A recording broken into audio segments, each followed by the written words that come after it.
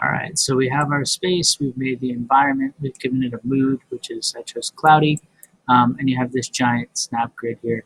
The snap grid is basically to help you match and line things up. Sometimes people really like it. I will use it sometimes, other times I will turn it off. Sometimes it helps me find my locations.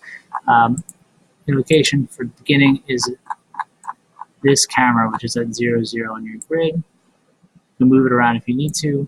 This is what your viewer will start out looking at. So wherever this camera is pointing is where your viewer will begin the experience in your virtual reality.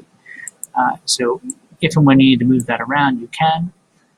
Now let's start creating some characters. So if you go to the library, you'll see all kinds of things. There's low poly graphics, 3D objects, characters, more objects, building blocks, graphics, and special. So the low poly objects are pretty straightforward. They're all right here. You can put them in place. So I can put in this low poly horse. It looks very much like, very pixelated. And I can put it right in front of where the camera is going to be. I can turn it to face the camera. And I can even double click on it and give it some properties. So I can change the color. We'll get into physics later. We'll get into masking later. I can lock it so it doesn't move. I can duplicate it. I can attach it to something with the camera, another technique we'll get into later.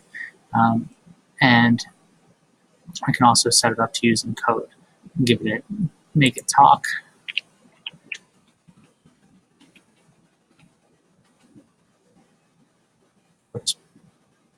Think, talk. So now mine's talking, and we'll take a look. There is my horse in my environment. One other thing to show you with the camera, if you double click on it, you can change the way you move around the world. You can change the speed. You can set it so that it spins around the world. You can set it so you can fly, which means you can change the depth, the up, down, height of your camera projection, or you can set it a fixed position so your person can only move around. Fixed position tends to be the best position in 360 photo uploads, but if you're creating your own environment using one of the preset environments, walking or flying works well. You can have collision on and off. Collision means that they cannot go through objects. Same with flying. And then you can change the speed. So you can go really fast. It's all in meters per second. Usually somewhere around 3 is a pretty good place to start. So that's your basic beginning, your camera, objects, the low poly objects, and the 3D objects are essentially the same.